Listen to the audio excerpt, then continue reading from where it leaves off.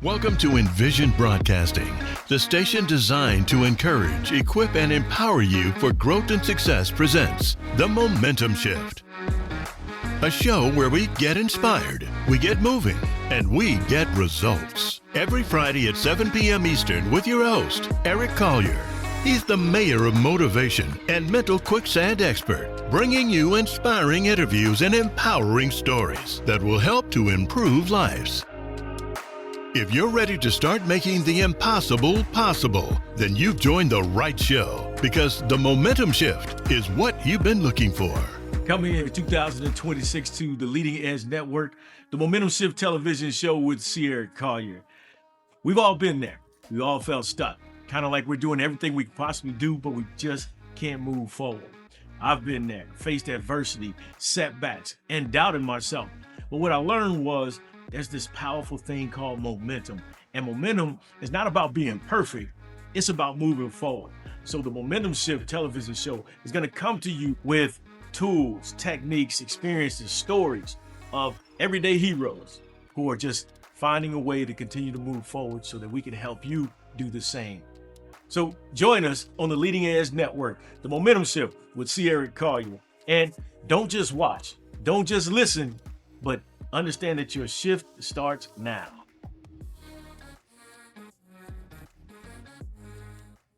Hello and welcome to the Momentum Shift, a show where high achievers come to discuss overcoming obstacles so they can rise up, rebuild, and redefine what's possible.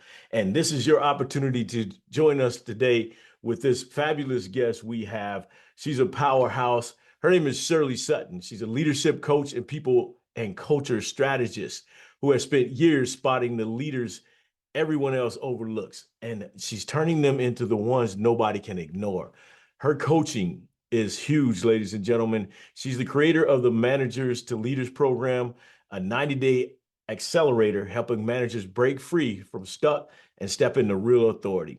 Ladies and gentlemen, please welcome my guest, Ms. Shirley Sutton. Shirley, thank you for joining us today. Thank you for having me, Eric. Now, I covered a lot there, but there's still a lot more of you to discuss. So I'm excited to have you joining the show today. So my very first question is always, what does momentum shifting mean to you, and how has it helped you shape your life? So for me, momentum shift really is how people pivot into their careers and just keep going. You know, some people, when they're hit with an obstacle, they get stuck, and it's hard to get that, that resilience and get moving again. So for me, it really resonates with me. I feel like it really lines up to what I do, which is the Managers to Leaders program, which is all about, that shift in authority as we move through, the evolution of our careers and business that we run. Yes. If you kind of break down how you see managers versus leaders for everybody, because some people see them as one. Yeah. And it's really, for me, managers is you're managing. You're really, you're there doing the tick box and stuff like that. But for me, leaders is really about the ability to lead and take the team through whatever it is that are actually looking to, to get to, is really that leading by example, and really taking people through the journey in their career. Yeah. So thank you for really going through that, because that's a big one for me. I like to ask people what's leadership and what's management, and what they think leadership is, and they describe a manager. So thank you for breaking that down. So you come to us, you're out here working with coaches and leaders, you're coaching leaders, executives, and you come with a background of 2 decades of HR. You're an HR strategist, and you're now the CEO of Assembly, if I can say that correct, where you help Yes. you help people, you provide coaching services online. So tell me a little bit about this shift. How did you go from HR strategist to coaching, and then again, of course, with that NLP mindset, if you can coaching style? Yeah. So I got into HR. My grassroots have really been in recruitment. So I've done my, yes, you did paint that right. Two decades. I was going to say 10 years ago, but it's double that now, Right. showing my age. So Still I really young, did still come from the young. grassroots of, yeah, with recruitment, which then evolved into people and culture, HR, depending what companies actually call the titles.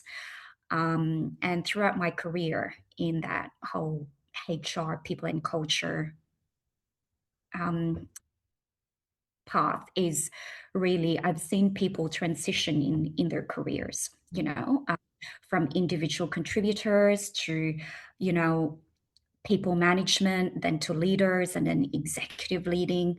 And you can really see during my journey in my career, how we actually talk to ourselves, Okay. you know, as an individual contributor, how we contribute to the table.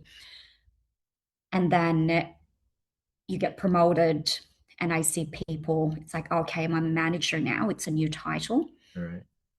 And then it's almost like some step into it right away. But it's really when people are aware of not just the title, like title is one, but actually being embedded in what that title and that promotion means. And it's really about, seeing in the corporate land how that plays out. When you talk about what is your personal brand, what do people walk, what do people say about you when Right. you're not in the room? Like I've talked a lot about personal branding. I've done workshops, personal branding, but when it actually comes to you being the leader, that also shifts. Your authority changes. Yeah. Like how do you actually, and a lot of the times what I do find is when people are promoted, when managers are promoted, um, they're also trying to prove themselves that they are worthy of that role. Yeah. So it's such a shift of, it's a bit like when you become a parent. It's like you also do shift about, you're not just, your parents' children. It's very similar in the corporate land. And a lot of the managers and leaders I work with is that really getting to know that your personal brand and your authority shifting from really that leading, the ability to persuade and influence, and how do you actually move people through that journey in their career, rather than, depending what kind of a leader you are you the one stepping in all the time, are you being a helicopter leader, or we can really unpack that in terms of what type of a leader a person is. Yeah, I like it. One things I like was in your bio, we talk about a leader that everyone overlooks, and then now all of a sudden they can't ignore them. What's some of the advice that you give individuals when they come in and they're interviewing, or if they're heading into an interview and they have a coaching session with you and go, "Hey, I need some help. This is a new role for me." Yeah, look, I've definitely seen that played out, like someone's recently been promoted and it's like, okay, I'm now whatever big title that is. And they put an idea on the table and it doesn't get heard, just because they are now that manager of that team. Yeah. It's actually, how do you actually get your point across? And really, a lot of that self awareness is you're no longer pitching for yourself on the table. You're no longer there going, I can do this. It's like, how are you going to take 10, 20 people in your team to Right. be able to deliver that? I know I've definitely seen that. It's like they come to me and it's like, Shirley, I've said that so many times. And then someone mentions it for like 5 seconds, and all of a sudden it's like, great, let's do it. It's like, I mean, there's a lot, right? And you mentioned about NLP, which is the neuro linguistic programming, is how are you actually using the words in those, in those scenario? How are you actually putting it across? You know, and there's a lot that can really unpack in how people put their point across. Are they really good in writing their point across? And when they get to the boardroom, is it actually being heard? So it's almost like I always tell people, you know, it's almost like do a dry run of that idea so it can actually be heard. if you actually want to get funding for a particular project, for example, it's like, do you do a dry run with that with someone else in the leadership team and see if it actually sticks? Is it something that, it's not going to be something that people will say all the time, yeah, great idea, Eric, let's go with it. It's like when you're Right. doing a dry run, you need to be prepared, whether the obstacles or what's something that people will say, no, it's not going to be done because of A, B, C, and D. It's you need to be prepared how to overcome that and how you position that idea. And it goes back to how you communicate it. How do you actually goes back to influence and how do you persuade others? Yeah. I think that's a great piece you just put up there, influence. Because when you walk into the room, your level of influence isn't the same with everybody. So not everybody's going to agree with you, right? Yeah. Yeah. So everybody's not going to buy into it. So, Sorry, I just no, it's okay. So what I guess my question I had for you, I think is a really big one because on this show we're looking at overcoming obstacles so we can rise up, rebuild, and redefine what's possible. I think you mentioned self-talk. What's the self-talk you had to walk yourself through as you started this shift from HR strategist in the corporate world to being your own boss? so for me, it was really about I've had other career coaching businesses before, which was, transitioning some in out of corporate or some going back into corporate. Okay. And the self talk I probably really had for me was that, I've been in this career path for quite a long time. Is that something that I almost convince myself? Is it actually, can I do it without a team? You know, or do I stick to that familiarity of what I know, or is it actually something that I had to really convince myself? It's also an identity shift for me. Yeah. Being working in a leadership team, and as you know, when you're starting your own business, you can't have a big team. You got to do everything on your own. You're Right. your person's CEO, you're your person's admin, your sales and marketing, and all of that is. It was also quite a big shift for me that I was like, yeah, you can do it. People Right. have transitioned into this every day, Yeah. and I'm not. It's not like I'm talking about something totally different. I'm not talking about um, engineering architecture or something like that that's totally out of my comfort zone, whereas it's really something that, for me, moving out of the HR, the conversations are really about, guiding people, which is very similar to what I did in the corporate land. It's just more of really pushing that conversation to high performance rather than probably disciplinary action or something. And it's really about, working individually with that person to um, really, for me, that big self awareness. If they have the self awareness of what they are doing well and not doing well, um, then it really moves them into that new authority and really getting them into that momentum of where they'd like to be. So I guess that's probably the self talk that I really had to go back to is um, yeah, really on my own, and probably not really having a team that I can go and have that dry run. Is I just had to trust that I've got years of experience in dealing with this. I've worked in different industries, so yeah, I think I really had to bring that and really believe in myself because I'm advising people on how to make that shift. So Yeah. yeah, I really had to also convince myself that, and I've seen the results in people. So yeah. I think that's you brought up a good piece. I interviewed Lillian Jackson, who is she's a John Maxwell coach, and what she said, and I love the spin that she took on it. She said so many people are getting stuck because they think if they were to leave a job or start their own business, they're starting over, but they're really not starting over. They've got this same experience that they've had for years, they're just moving it in a different direction. Yeah, I agree. I mentioned, the first career coaching I had, I think over 5 or 7 years ago, was career transitioning and people who were in a 9 to 5 or a corporate role. And they say, I want my own business so I can have more time, which, when you have your own business, time is, you probably need more, you know? And I'm like, Shirley, what do I do? How do I? And I always say to them, well, what do actually people come to you for?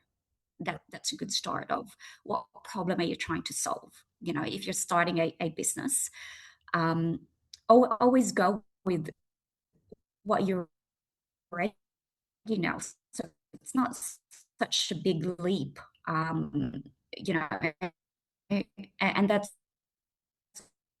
also very going back to the manager to leaders is sometimes we don't when people move into those promotional roles they don't always have another you know 2 to 4 years to do another leadership management to what are your strengths that actually got you there in the first place. Right.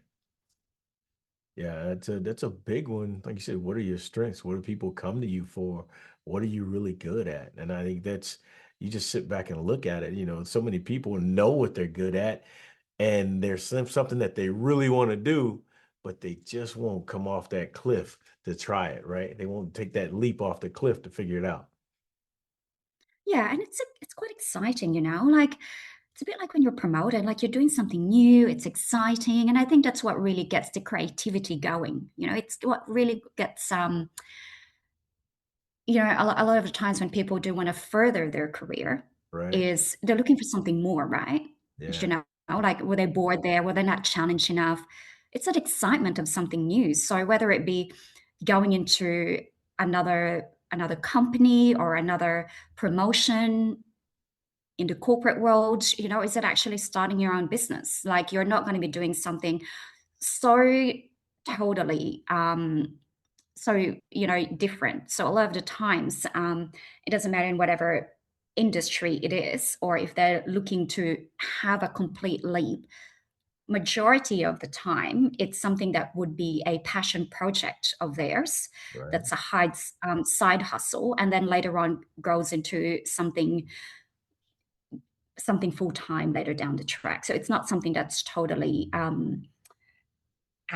of the blue of their skill set. Right. So you mentioned something earlier, time. That's the big one that a lot of people use. I don't have time. I don't have time. I don't have time. So how could you help the high achiever who's looking for time or who's using that phrase, I don't have time, to what can you share with them on your style or what to say your habits and behaviors or just basically how you manage your time, or I won't even say manage your time, how you focus on your time. You have to make time. Yeah. If they really want it, if you really want it, you have to make time. Yeah. Um, I hear that all the time. Oh, I could really improve on this, but I don't have time to do it.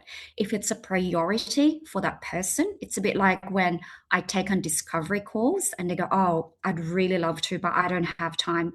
I can't do 1 hour each week or each fortnight." Right. Then I'm like, "Well, how committed are you to get there?" So if people actually cannot make that time, it's not a priority. Right. That personal growth or whatever it is that they're looking to learn or whatever skill set they're actually looking to um, take on, if people don't make time, the commitment isn't there and the momentum isn't there. So that change is not there that's going to happen. Right. So you have to make time if someone really wants to improve or want to get somewhere, if they're not allowing themselves that time or even just 30 minutes for themselves, then it's not a priority. Yeah. I mean, like you said, it's about building momentum, right? The world, life Mm. loves momentum. And if you're gonna create momentum, that means you got to take a shot at something. You have to do something totally different from what you were doing before. And I always tell people when I started shifting my momentum, I used the phrase I didn't have time. But what I did was I found time. I created opportunities for myself later on at night when everybody went to bed. I started reading. And so then as we went to, hey, how early can I get up and start doing some things? And then I don't have to stay up late. It just, it's a give or take. It's just making adjustments. Mm. You hear a lot of times, you hear, I'm from that age where we had cassette tapes. So we had cassette tapes. Yes, and they get stuck. Yes, yes. But I went to Mm. what was it, Automobile University, and I would listen to cassette tapes instead of on my 45-minute drive to work, instead of listening to the radio. So there's always a way to find an opportunity, correct? Mhm. Yeah, I totally agree.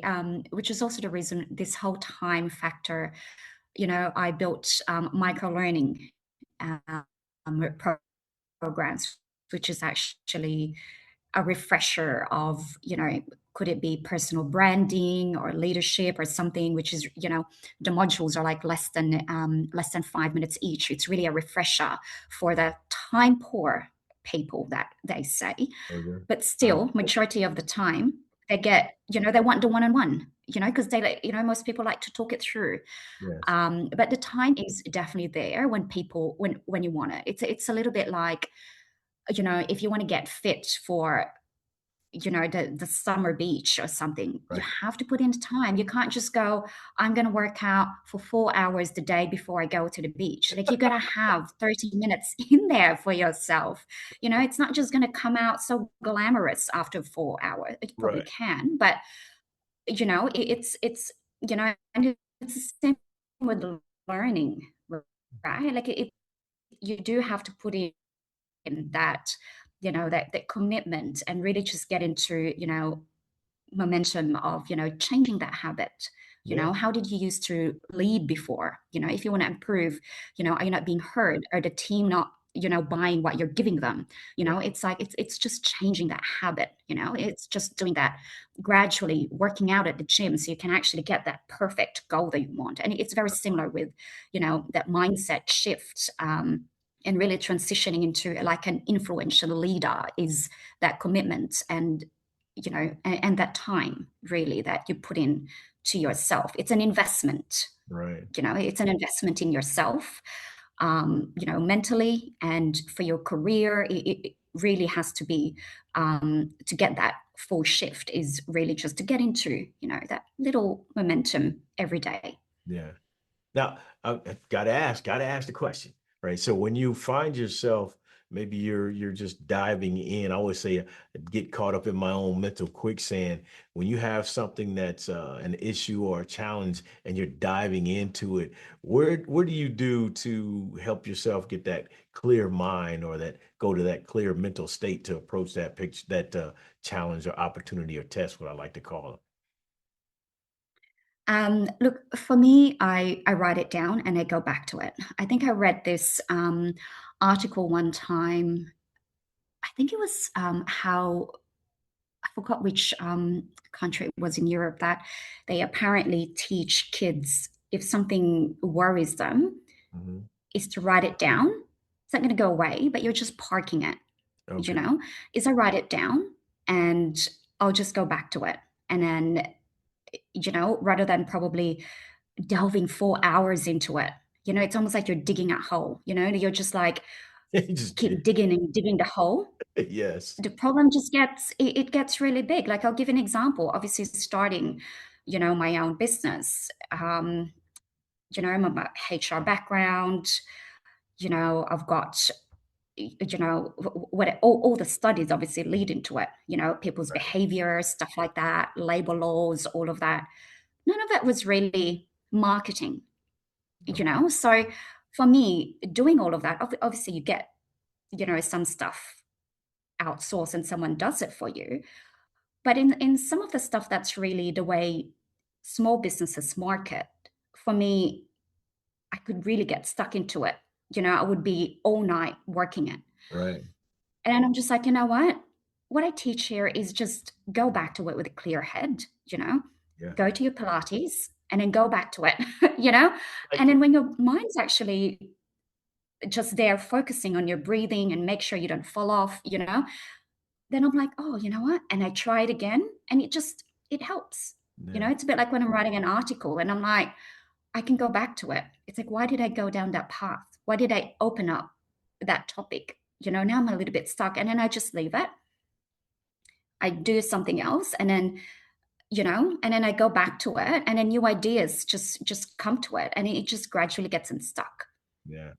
I think that's a big piece, like you said, that you're diving deep down in there and you're trying to find a 100% solution, and all you need is 80 or 75% just to kind of just for right now, right? Mm. Yeah, yeah. So it's really, yeah, I'm a big on, I always have a pen and paper, and I just like write it down, and I just go back to it Yeah, later on. I like And it. you'll be surprised, like you do get, you can get back into it because it's almost like you're just, looking at it as it's really true. And they say, you just park it overnight, and then with a clean lens, like it just new ideas come to mind. Yeah. I think it's you hit the nail right on the head. You've got to find something to clear your mind. You've got to find something to work out your ideas, like I said, I hate to call them problems. I like to call them more challenge tests and opportunities to get you to move to the next level. You've got to overcome the obstacles to get, I would say, if you think of a video game, at the end of each level, Mm. there's a huge monster or obstacle that's in your way. You got to beat that person down or whatever, take them down so that you can move on and conquer the Mm. game. Been a long time since I played video games, but anyway, I was gonna say, you're a gamer, Eric. yeah, long time, a long, long time. Now I think they do something Mm. totally different. I don't even understand these games now. Too many buttons. But anyway, but You then can buy lives too, so you never die. It's you can, very different back in the day. you can buy a lot. Oh wow. Yeah. You can buy lives, like, you just never really Oh it's not like, the Mario Brothers, that if you miss that level, yeah. these days it's very different. Like, you don't ever die, you just keep buying. Yeah. Okay. I'm good. I'm good. That's a woof, man. That's a whole day of today's work right there. You never leave. I'd never leave. No, I'm good. No, don't get hooked into it. Well, so when you started, and correct me if I'm pronouncing this wrong, Assembly? Yes, assembly. Assembly. When you started Assembly, what was the vision there? What was your idea? So, my idea with assembly was really, it's rising. It's, it's ascending. Yeah. So it's really about, already high performers. I talked about commitment. If they don't put in time, they're not going to get that change. They're not going to get the transformation and the momentum to get going.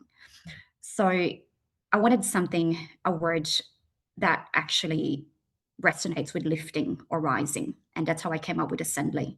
Like it. Um, and my vision is really to, you know, get really help people be, those ones who feel a bit stuck but want more. It's like, how do I actually get there? And really breaking it down. And that's what the coaching really is, whether it be online or the one on one with me. It's really about, helping people get to the next level. Mhm. Um, whether it be, yeah, so it's really, it's not, so a lot of the people that I work with have been in their fields for 10 years or more probably, so they're not new in the field that they are working in, but just want that next kind of push to get them to the next stage. So a lot of them are already leading a team, or running their own business, and just kind of want that extra lift Mhm. in their business or in their career. So that was really my vision of assembly, which is also why I had that micro learning portal. It's really supporting busy professionals. Mhm.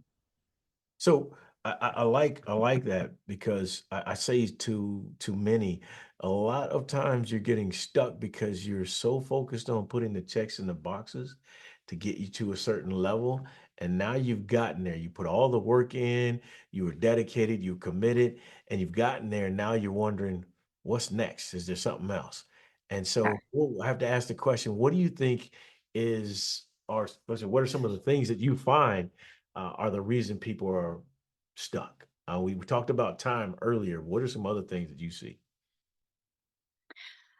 For me, a lot of the conversations I'm having is that self-doubt.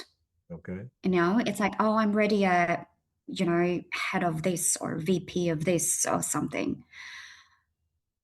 So it's also a lot of times they probably don't really, they already have, that degree or the masters or whatever under their belt. So it's really about that self-belief and that just changing the mindset. Mhm.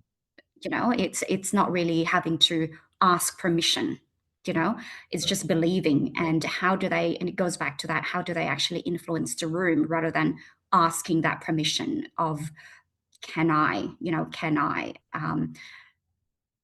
because it's so easy to fall into that. It's almost like we bring it with us from our childhood, is to ask permission. Right. And there's nothing wrong with that, but it's actually how you do that without, because sometimes when people ask permission, are you actually doubting that you need someone else's approval? Do you not believe in what the idea is, what you're proposing here? So a lot of it is really that, just believing in themselves and having that shift of mindset to Mhm. get them to where they'd like to be. I like what you said there, asking permission or looking for buy-in, right? Well, I can't do it because this person said no, it's not going to happen. They don't agree with it. It's not a right move, so I better wait. How- Yeah, and right? And that asking permission is really something that, I think we get taught that at an early age. And look, I do want my son to ask permission. Like he can't just, go off and do his own thing. Right. But at a young age, they're also very clever in finding ways if you say no. And then there's another way of doing it, you know? And I think we forget that as an adult is, I think it hurts people's ego when you hear the phrase no at first. It's like, how do you actually say that differently? And it goes back to how aware is that person of the way they communicate, the way they use the words, and how well do they actually understand the other person on the other table to, so their words actually resonate with that person and get that buy-in. Yeah. I'm going to ask you a question here shortly, but I want to ask this question first. So if I come to work with you or you go to work with different teams, do you use a like assessment process, a 360 or anything like that? Yes. So I'm a big disc believer. Yeah. So I do, I mean, it's not something that I'm like, oh, you're Eric, you're definitely an I. But I do, when I do meet someone, I'm like, okay, they're and I do try to, because if I'm like, oh, their communication style is very similar to mine. Like we'll never get out of this room. Right. Um, so it's really yeah. So I do follow the disc, Mhm. and a lot of the people that I've worked with have also used that because it's something that's quite easy to. There's so many different frameworks out there. Yes, yes. Um, A lot. yeah. A lot. Do you have one that you prefer to use as well? I, I work with disc as well. I really like it. It was a huge eye opener when I first had my assessment done, and it was like, "Oh, I need to know what my wife is. I need to know what her style is." So it was pretty Yeah. cool. It's really helped because I've learned through disc, always get that deer in the headlights look sometimes when I present my ideas about something, and I get that deer in the head, like that doesn't even make sense. You miss so many steps. There's so many pieces of Yeah. the process that you haven't even covered yet. So I love that. I really enjoy it, and it helps at two when you're talking to a class or just a room full of people, and it's not clicking. And so you just reshape what you're Mm. saying a little bit to get them to understand or just create a vision of it. And so it's pretty cool. I enjoy it. Yeah, yeah. And it's very it's quite simple to teach as well. And every time I do it, like I always get that aha moment in the room, you Yeah. know. it's like, oh, how come no one was actually buying into it? It's like, yeah, you're speaking to, if you're speaking to finance, is that, they want to see the numbers and the ROI. If you're, it just depends, right? Like you can't just stick to like a off the shelf kind of presentation when you're talking about this stuff. You got to really understand what's in it for the other person, and Yeah. then you adjust the way you communicate, rather than yeah. So a lot of that. So I do like the disc, and it's something that is a lot of people are familiar with. Yeah. So now I I think. want to jump into this because it's something that I think is very important because as parents, we know the challenges that we face when it comes to raising children, and what comes with it. I need to be at their school program. I need to be at their sporting events. Oh, their friends have birthday parties or get-togethers or what have you. Oh, we got this, and this.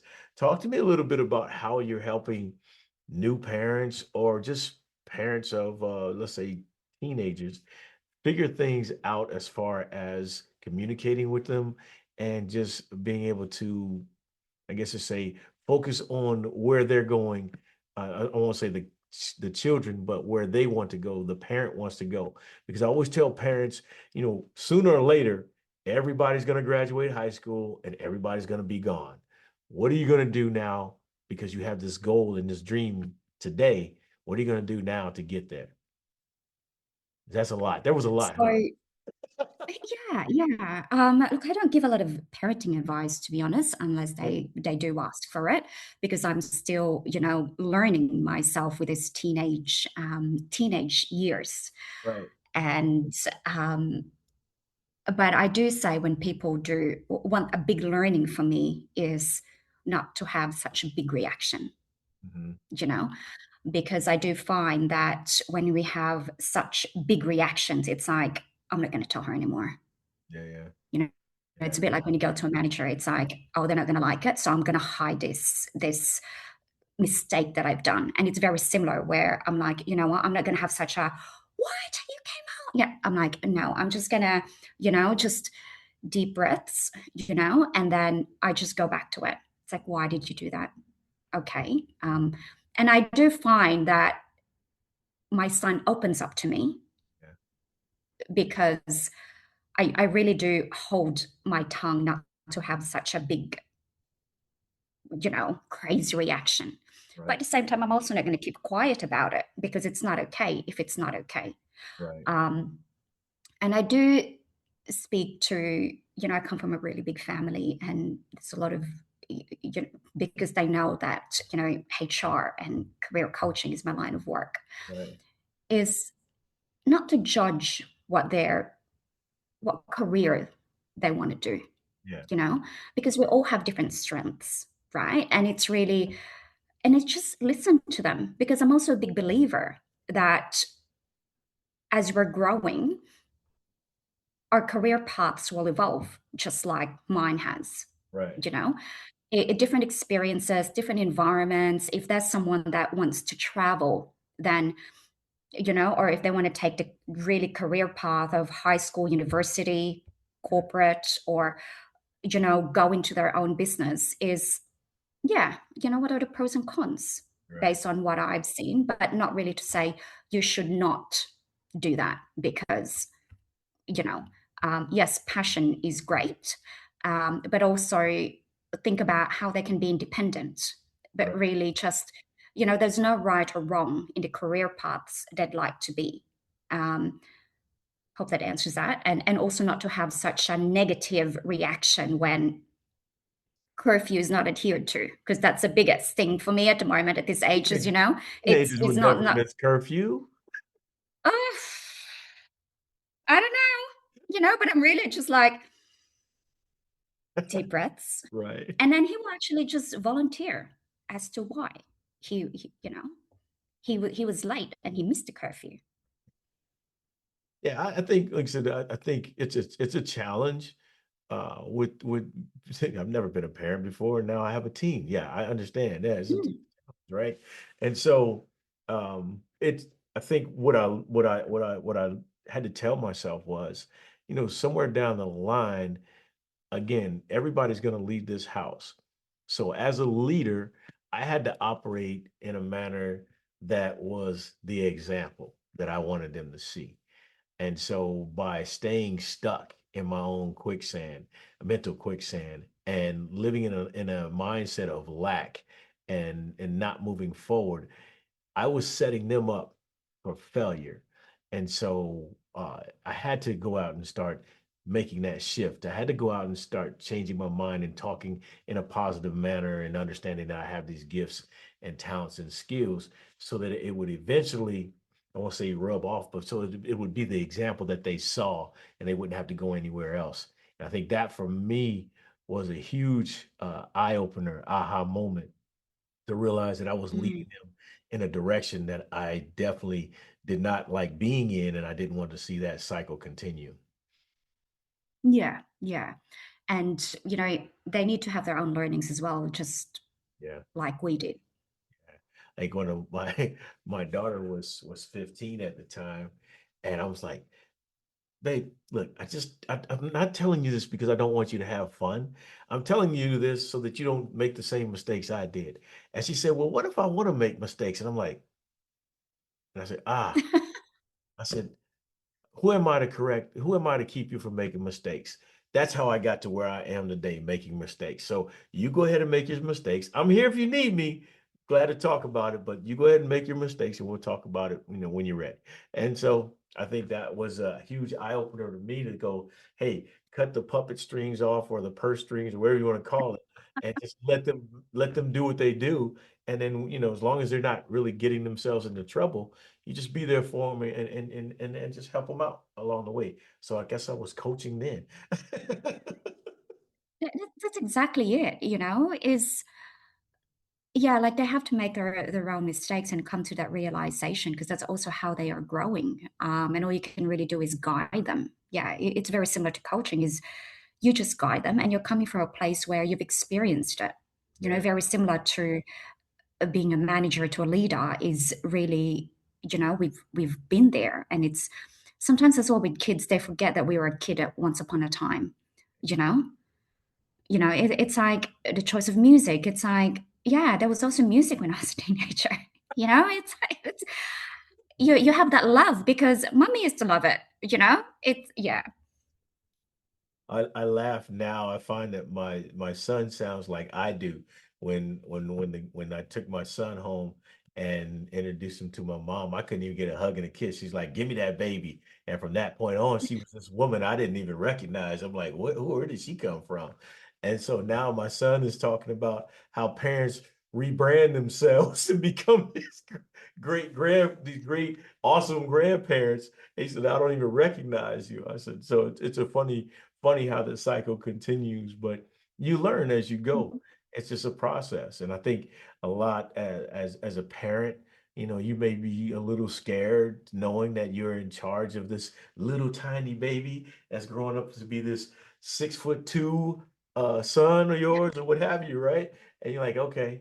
Yeah. But you just like you said, make that connection with them because that's a huge piece, that connection to where you're bonding, and then you eventually, as they get older, you just continue that. So Because you definitely want to keep that conversation up. Want to keep it going. You yeah, just don't want to be like, I only want to hear good stuff, and like you have to be keep that door open for them to keep coming to you with good stories, bad stories, whatever, because it's the ones that you probably don't want to hear that they really need you at that time. And I really can see that in the corporate world where you really want people to come to you yeah, when when they really need help, not just for big wins or whatever. It's like you want them to come to you so you can actually help them navigate whatever it is that that needs navigating. And very similar to having a you know teenager. yeah, yeah. Because that's coming to work with me as well. Yeah. You missed the curfew, wrecked my car, or whatever else. I'm gonna bring it to work with me as well. Help me off a leg. We get focused on the job at hand. Oh, nice, nice. So yeah, big challenge. So where do you see Assembly? going, assembly coaching going? Look, I see it having a, for me, it's really having that, helping a person change, um, making an impact on someone's life. And hopefully, when I'm coaching a great manager or a great leader, is for them to take the team with them in that journey, right? Because as I mentioned, being promoted in a role is they're also still trying to prove themselves of that, whatever new position that is. And assembly definitely guides leaders how to do that, and lead better, um, and really lift their own team, not just themselves. Right. And I really do see that, making an impact on people's lives, and it hopefully becomes this big, you know, movement of, leaders just being great examples to their teams. Yeah, I like it. So now are you corporate only? Are you government? You private sector? Where do you fall? Are you everybody? So a lot of the people, I'd probably, because a lot of my experience have been banking, finance, and technology. So I do get a lot of the people that would probably find, would be in those background or those industries as well. So In the corporate, would be, yeah. So those are probably specifically those industries and those sectors, is that financial services, banking, and technology. okay. So now as we get ready to close it out, I got to ask some real personal questions here. Are you a poem, song, or are you a book person, or are you all three? Probably not poetry. Okay. I couldn't name a single. I probably can, but I don't know. I think I'm more of a song, music, and a book person. So I do love to have a book all the time that I'm, and it has to be something like, if I'm working on a program, it has to be a totally different. It could be an autobiography or a crime book or a romance, but something totally different that just, you know, that just a different lens, right? And if I read, say, like a crime book, it has to be romance after, and it has to be something different after. It has to be a travel after. I like to, just different, because I follow a lot of, you get recommendations when you buy a book, and then it just all becomes very similar. So that's why I like to change it. But I always have like a book or something going. I had to ask because I'd like to hear how you spend your time or how you get away. So I had to ask that. Do you incorporate habits and that you have, let's say, a routine, so to speak? In my daily routine, Yes. yeah. So I'm a morning person. Okay. I mean, you talked about reading in the evening. I do read at night, but in the morning for me is, yeah, I do work on either going to the gym or do Pilates in the morning. I also have to do my, 5 kilometer walk in the morning. So I do a lot of stuff in the morning. Um, yeah, before I jump into such a busy day, because I find if I do things in the evening, it just gets busy, with calls and meetings and stuff like that. Um, I can't say teenagers' homework, because I wouldn't, it's not really, I probably can't really help much there. I got But five yeah, in so I eighth do. grade. So I do have that is actually my morning routine, is I move a lot in the morning to compensate for the rest of the day sitting down. Yeah, you're like I am. I'd rather get it in the morning when it's quiet, because as soon as I get off or come home or whatever I'm working on, the phone's ringing. I need this. Can you help me with that? Hey, I need to vent. But there's Yeah. things that are distractions that or just kind of pull you away from what it is you want to do, and you may never even get to it. And it's if you have a to-do list, the to-do list continues to get larger. Yeah, yeah. So, get all that fitness out of the way for me. It's the tick of the day. Clear the mind. I love it. So how can everybody find you? How can they connect with you?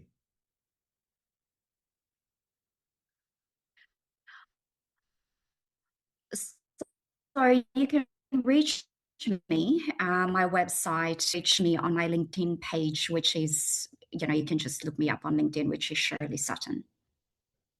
And there you find you. And you also have a free micro learning online course you provided for the listeners today. I'll make sure that gets in the description as well. Can you just touch on that again for them as they get ready to go and download that? Yeah, so I'm giving away, if you sign up for a newsletter today, you can have free access for my micro learning. So if you're saying, I don't have time, this is actually perfect. It's personal branding.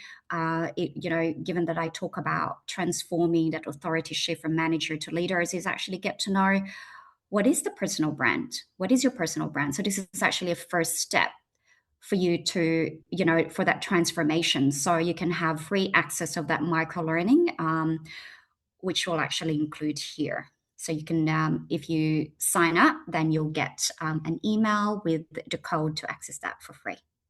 Awesome. Cool. So do you have any major announcements of anything you have coming up? Look, I am still building a lot of the programs. There's quite a few there, and signing up. I think I still have a few spots for one-on-one coaching, but get in touch. So that's probably what's coming up for me, is still just really getting into that momentum of things. Awesome. I love it. Shirley Sutton, thank you for joining me. You truly are a momentum shifter. I really enjoyed this conversation. I look forward to doing it again, getting an update later on. I think that'd be pretty cool to hear your progress and what you've done and what you got coming up again. Sounds good. Thanks so much for inviting me. Thank you. You're welcome. So there you have it, ladies and gentlemen. That's it. My interview today with Miss Shirley Sutton of Ascendly Coaching. Please check her out online at LinkedIn, Shirley Sutton. And from here on out, that's it for today. Until next week, keep pushing, because nobody's going to do it for you. Take care. Coming in 2026 to the Leading Edge Network, the Momentum Shift television show with Collier.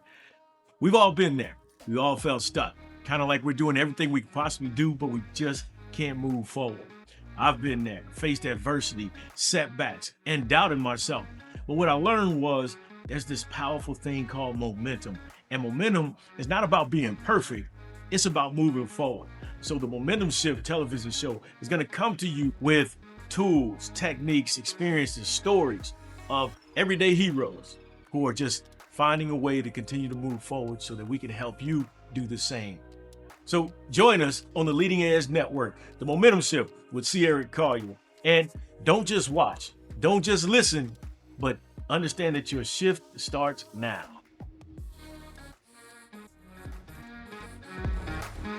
Thank you for joining The Momentum Shift, a show bringing you interviews and stories of incredible people to help you get inspired, get moving, and get results to ultimately create the life-changing momentum shift that will improve your life.